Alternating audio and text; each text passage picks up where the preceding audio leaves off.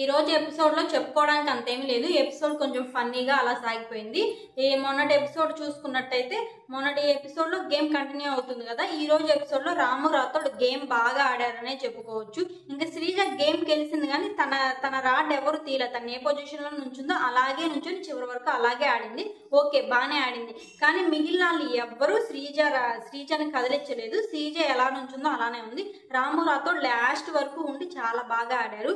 తన రెండు కాళ్ళ కింద రాడ్లు తీసేసిన ఓన్లీ చేతితో పట్టుకొని చాలాసేపు అదే బోర్డు మీద నుంచోనే ఉన్నాడు చివరి దాకా. తర్వాత లాస్ట్ లో ఇంక వదిలేశాడు. తప్పులేదు, ఎవరు కాళ్ళు సపోర్ట్ లేకుండా ఉత్త చేతులతో ఉండలేరు. రాము రాథోడ్ గేమ్ చాలా బాగుంది. ఆ తర్వాత మన శ్రీజ ఇంకా లాస్ట్ దాకా ఉంది కాబట్టి ఆటోమేటిక్ గా శ్రీజ గెలిచినట్టే. ఇంకా సంజన అయితే శ్రీజని ఎత్తుకొని అటు తిప్పి కొంచెం అక్కడ కొంచెం ఓవర్గా చేసిందనే అనుకోవచ్చు. కానీ శ్రీజ ఏం ఆడలేదు కదా, గెలిచింది. కానీ తను ఎట్లా తన రాడ్ ఎవరు తీలా, తను గెలిచింది. అక్కడ ఇంకా అలా అయిపోయింది కదా. ఇంకా మన సంజన వచ్చేసి కెప్టెన్ అయ్యారు. కెప్టెన్ అయిన తర్వాత ఈవిడ కొంచెం ఓవర్ యాక్షన్ చేశారనే చెప్పుకోవచ్చు.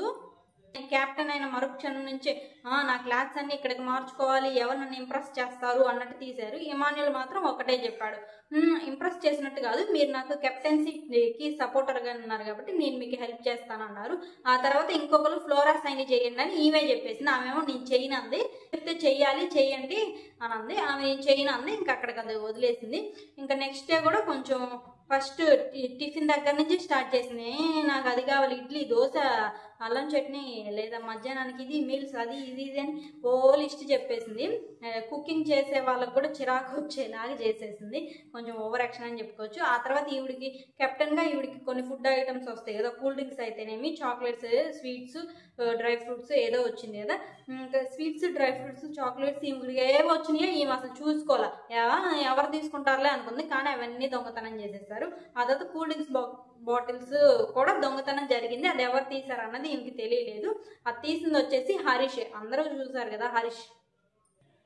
అక్కడంతా కొంచెం ఫన్నీగా జరిగిపోయింది. ఆ తర్వాత లాస్ట్ లో ఒక స్కిట్ లాగా చేశారు. స్కిట్ కూడా చాలా బాగుంది, కొంచెం ఫన్నీగానే జరిగిపోయింది. స్కిట్ అంతా అయిపోయిన తర్వాత వీళ్ళు బాగా పర్ఫార్మెన్స్ చేసినందుకు నేను వీళ్ళకి థమ్స్అప్ ఇస్తానని వరుస లైన్ గా పెట్టారు కదా. చివరికి పొద్దున ఒక థమ్స్అప్ పోయింది కదా, అది ఇస్తేనే ఇవి ఇస్తానన్నారు. అక్కడైతే నచ్చల. వీళ్ళు పర్ఫార్మెన్స్ చేసినప్పుడు వీళ్ళకి ఇచ్చేసింది. ఎవరు దొంగతనం చేశారు అన్నది మీరు కనిపెట్టుకోవాలి. అది మీరు కనిపెట్టుకోకుండా వాళ్ళని అడిగితే ఎవరు చెప్తారు, ఎవరు చెప్పరు కదా. అక్కడైతే నాకు నచ్చలేదు. ఇంక ఈరోజు ఎపిసోడ్లో చెప్పుకోవడానికి పెద్దగా ఏం లేదు. ఇంతవరకే కొంచెం ఫన్నీగా అలా జరిగిపోయింది. ఈ వీకెండ్ నామినేషన్లో ఉన్నారు కదా, ఎవరు వెళ్ళిపోతారు అనుకుంటున్నారు? లీస్ట్ పొజిషన్లో అయితే షష్ఠి అని ఫ్లోరా సైరీ ఉన్నారు. వీళ్ళిద్దరిలో ఎవరొకరు వెళ్ళిపోవచ్చు అనుకుంటున్నాను నేను.